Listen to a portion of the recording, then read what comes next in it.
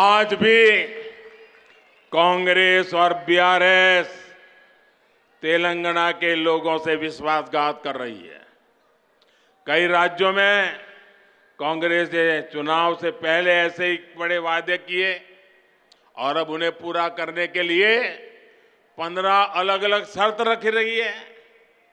पहले तो बोल देते हैं ऐसा करेंगे, फिर कहते हैं ऐसा होगा तो करेंगे, ऐसा होगा तो नहीं करेंगे, ये करेगा तो नहीं करेंगे, उधर वाला होगा तो नहीं। क्यों भाई, जनता को मूर्ख बना रहे हो? यहां बीआरएस ने भी बेरोजगार युवाओं को भत्ता देने का झूठा वायदा किया। कांग्रेस और बीआरएस का रवैया बिल्कुल एक समान है। चुनाव से पहले आसमानी वादे करो और चुनाव के बाद सारे वादे भूलकर अपनी तिजोरी भरो। ना कुटुंब सभ्युलारा, बीजेपी का ट्रैक रिकॉर्ड अपने वायदे पूरे करने का है। पिछले कुछ महीनों से आप सब देख रहे हैं कि केंद्र सरकार लाखों युवाओं को नौकरी देने के लिए रोजगार मेले का आयोजन कर रही है। इसकी घोषणा पिछले साल हुई थी। इस मेले के जरिए देश के हर कोने में लाखों युवाओं को सरकारी नौकरी के नियुक्ति पत्र, पब्लिकली नियुक्ति पत्र देने का काम हमने किया है। तेलंगाना के युवाओं को भी इसके जरिए हजारों तेलंगाना के युवाओं को आज भारत सरकार में हमने काम दिया है। यहां के युवा ये देख रहे हैं कि पूरी प्रक्रिया बिना रुकावट और पारदर्शी तरीके से हुई है। तेलंगाना में से एक भी शिकायत नहीं आई कि नौकरी मिली लेकिन किसी को मोदी को पैसा पहुंचाना पड़ा, ऐसी एक घटना नहीं आई है भाइयों। इसलिए बीआरएस के युवा विरोधी रवैये और इसकी सरकार को यहाँ के युवा करारा जवाब देने का मन बना चुके हैं। मेरी बात सही है ना? मेरी बात सही है ना? युवाओं ने तय कर लिया है ना? ये जाएगा ना? बीआरएस जाएगी ना? पक्का जाएगी ना? मैं तेलंगाना के युवाओं से भी कहूंगा, हमारे युवाओं को निराश होने की जरूरत नहीं है। मेरे नौजवान साथियों, ये मोदी की गारंटी है, आपको निराश होने की जरूरत नहीं है। भाजपा सरकार आते ही बीआरएस के पापों को मैं एक एक खोल करके रख दूंगा। उनकी सारी बुराइयों को निकाल करके रहूंगा और अभियान के तौर पर करके रहूंगा, क्योंकि मैंने अपनी आंखों से देख रहा हूं कैसे लूट रहे हैं।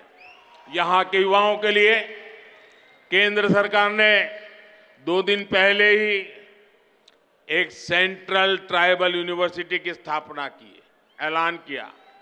इस विश्वविद्यालय का नाम आदिवासी देवियां समक्का सारक्का के नाम पर रखा जाएगा। इस पर करीब 900 करोड़ रुपए खर्च होंगे।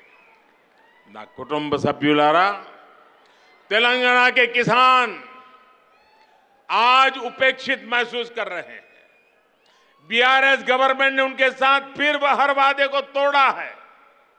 बीआरएस सरकार ने किसानों से कर्ज माफी का वादा किया पर कोई भी ठोस कदम नहीं उठाया।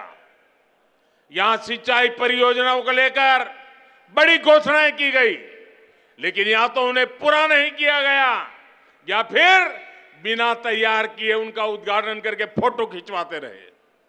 दूसरी तरफ पिछले कुछ वर्षों में भाजपा ने ना सिर्फ किसानों की मदद का वादा किया, बल्कि 40 लाख किसानों के खातों में करीब 10,000 करोड़ रुपए ट्रांसफर किए। कोई कटकी नहीं, कोई कमीशन नहीं, कोई चोरी नहीं। हमने एमएसपी बढ़ाने का वादा किया, उसे भी पूरा किया। ये मोदी की गारंटी है, पूरी करके रहता है। ना कुटुंब सभ्युलारा, हर जिले के किसी एक उत्पाद को बढ़ावा देने के लिए, उसका उत्पादन और एक्सपोर्ट बनाने के लिए केंद्र सरकार 1 डिस्ट्रिक्ट 1 प्रोडक्ट योजना चला रही है। इस योजना के तहत निजामाबाद के हल्दी को प्रमोट किया जा रहा है। और हल्दी की जब बात आती है ना, मैं खास करके मेरी तेलंगाना की बहनों को आज शत शत नमन करना चाहता हूं। मैं तेलंगाना की किसान माताओं के चरण मेरे माथे पर लेता हूं। उस चरण रज से मैं अपने आप को एक पवित्र प्रसाद के रूप में ले रहा हूं। क्यों? क्योंकि सिर्फ तेलंगाना की माताएं बहनें हल्दी की खेती में दिवस रात मेहनत करती, इतना ही नहीं, वो खेती की पैदावार करती, ऐसा नहीं, लेकिन कोविड के समय हल्दी ने दुनिया के बहुत लोगों को राहत दी है। पूरी दुनिया में हल्दी पहुंची है। दुनिया को बीमारी से मुक्त रखने का काम ये मेरी तेलंगाना की और मेरी देश की हल्दी पैदा करने वाली माताओं बहनों ने की है। और इसलिए मैं उसे नमन करता हूं। और इसलिए महबूबनगर में ही मैंने इससे जुड़ी एक बड़ी घोषणा की है। हमने किसानों से किया एक और वादा पूरा कर दिया। हल्दी उगाने वाले किसान भाइयों के लिए, उनके विकास के लिए अब देश में नेशनल टर्मरिक बोर्ड, उसका गठन किया जाएगा। ये बोर्ड हल्दी की उपज को देश और दुनिया के अलग अलग हिस्सों में विस्तार देने में मदद करेगा। इस निर्णय का बड़ा लाभ तेलंगाना के किसानों को भी होगा। मैं एक बार फिर तेलंगाना के किसानों को, निजामाबाद के किसानों को और खास करके हल्दी के खेत में काम करने वाली मेरी लाखों माताओं बहनों को आज टर्मरिक बोर्ड के लिए बहुत बहुत बधाई देता हूं। ना कुटुंब सभ्युलारा, आप बीजेपी को एक मौका दीजिए। मुझे आपकी सेवा करने का मौका चाहिए।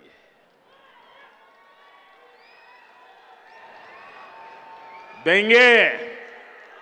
मुझे सेवा करने का मौका देंगे? मुझे आपकी सेवा करने का मौका देंगे? मुझे आपके दुख दूर करने का मौका देंगे? मुझे आपके पाई पाई की कमाई को बचाने का मौका देंगे? मुझे आपका भला करने का मौका देंगे? मुझे तेलंगाना के तरुणों का, नौजवानों का, यूथ का भला करने का मौका देंगे? आपका ये इंसान उमंग मेरा वादा है। जो कहा है वो करके रहूंगा। हम दिखाएंगे कि तेलंगाना कितनी ऊंचाई पर जा सकता है। बीजेपी तेलंगाना के विकास के लिए पूरी ईमानदारी से काम करेंगी। तेलंगाना में डबल इंजन की सरकार बन गई तो यहां का विकास भी डबल ताकत से, डबल तेजी से, डबल गति से होने वाला है। बीजेपी तेलंगाना की लूट बंद करेगी। बीजेपी तेलंगाना के युवाओं को नए अवसर देगी। बीजेपी तेलंगाना की महिलाओं को मान सम्मान और सुरक्षा देगी। बीजेपी तेलंगाना में ईमानदार और पारदर्शी शासन लाएगी। ना कुटुंब सभ्युलारा, चाहे गरीब हो, युवा हो, महिलाएं हो या किसान हो, भाजपा समाज के हर वर्ग के कल्याण को लेकर प्रतिबद्ध है। मुझे यकीन है कि तेलंगाना के लोग अभूतपूर्व स्नेह और सहयोग का आशीर्वाद हमें देते रहेंगे। मैं भाजपा के प्रत्येक कार्यकर्ता से भी कहूंगा, हर बूथ को जीतिए, हर बूथ पर लोगों का दिल जीतिए। कमल घर घर पहुंचे, कमल हर दिल में पहुंचे। कमल के दिल में हर तेलंगाना का नागरिक और तेलंगाना के हर नागरिक के दिल में कमाल। हम मिलकर तेलंगाना के लिए लोगों की आकांक्षा पूरी करेंगे। इसी विश्वास के साथ इतनी बड़ी तादाद में आपका आना, यही हवा का रुख बता देता है। बहुत बहुत धन्यवाद। मेरे साथ जोर से बोलिए, भारत माता की, भारत माता की, भारत माता की। बहुत बहुत धन्यवाद।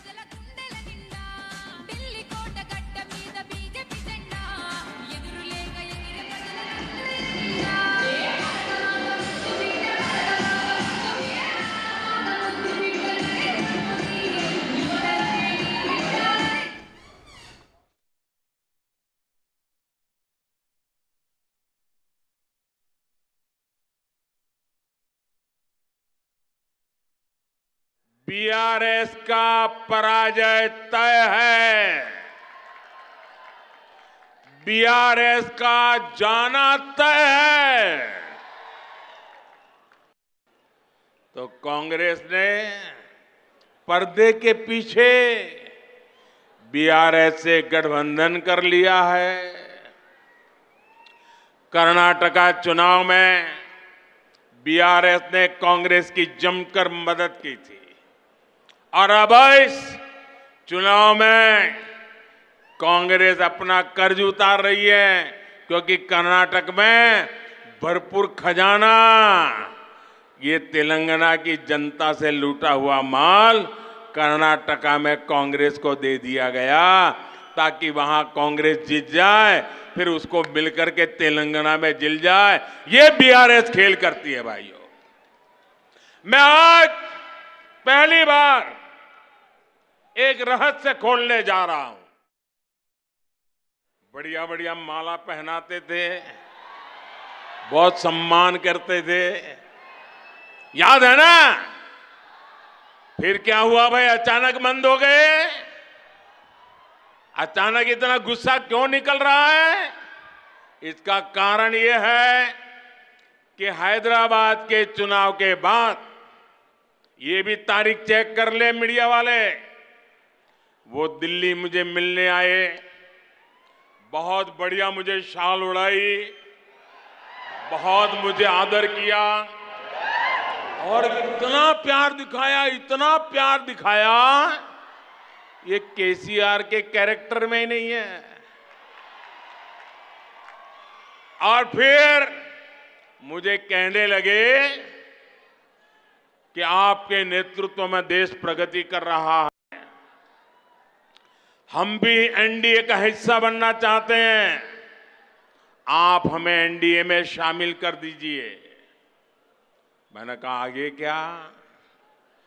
बोले हैदराबाद में म्युनिसिपल कॉरपोरेशन में हमारी मदद कर दीजिए। मैंने केसीआर को कहा, आपके कारनामे ऐसे हैं, मोदी आपके साथ जुड़ नहीं सकता है।